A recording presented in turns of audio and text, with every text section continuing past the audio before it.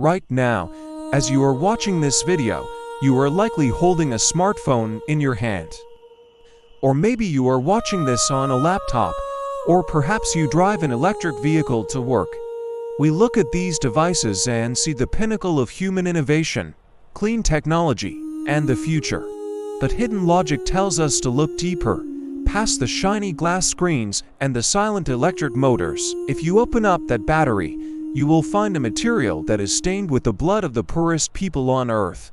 Cobalt. 70% of the world's cobalt, which is essential for every lithium-ion battery, comes from one single country, the Democratic Republic of Congo. And right now, there is a new scramble for Africa happening that makes the colonization of the 19th century look small. The superpowers of the world are not fighting for gold or ivory anymore. They are fighting for the metals of the future.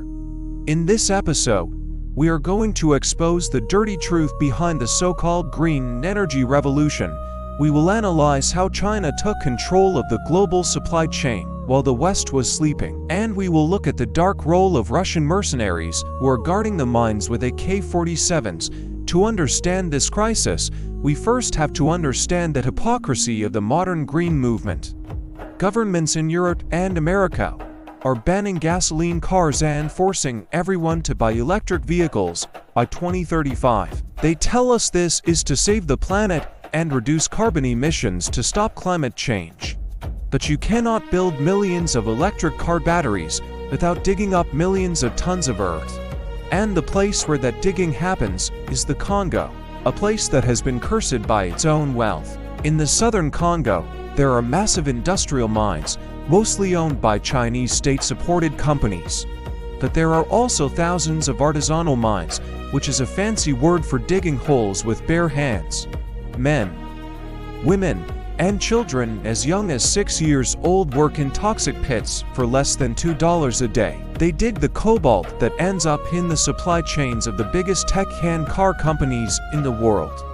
This is the hidden cost of your zero-emission vehicle. It is powered by modern-day slavery. I want to stop here and ask you a very difficult moral question about our consumption. Knowing that child labor is involved in the supply chain, is the push for electric vehicles really ethical?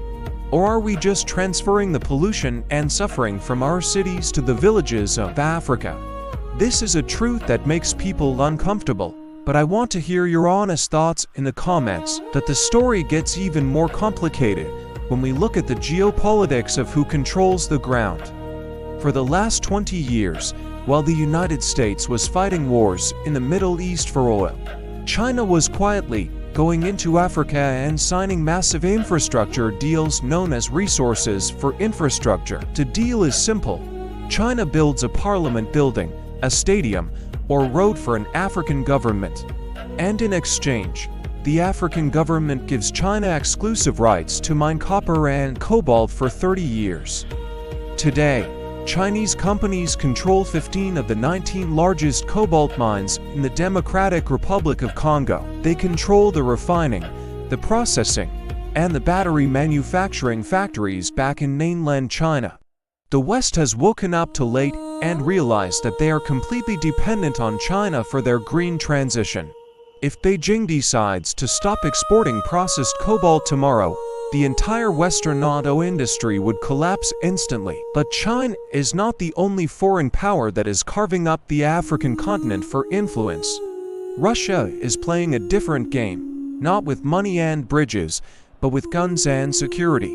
Through the infamous Wagner Group, which is now rebranded as the Africa Corps, Russia provides muscle. In countries like Mali, Burkina Faso, and Niger, there has been a wave of military coups against pro-Western governments.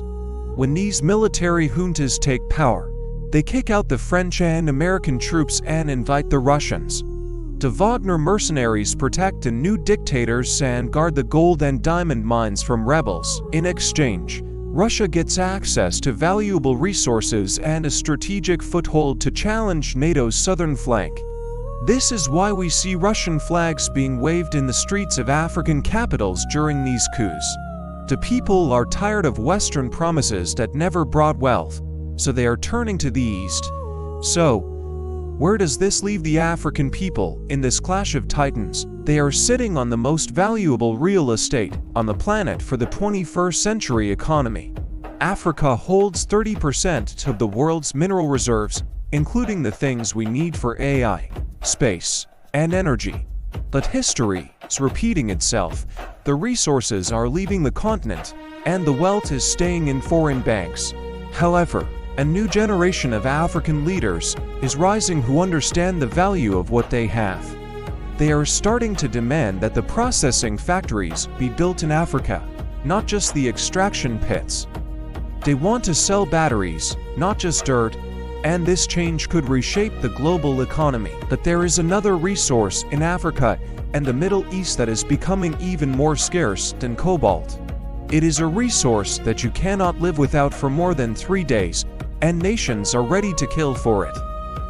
We have talked about chips, trade routes, and minerals, but we haven't talked about life itself, water. The Nile River is drying up, and a massive dam in Ethiopia is threatening to cut off the water to Egypt.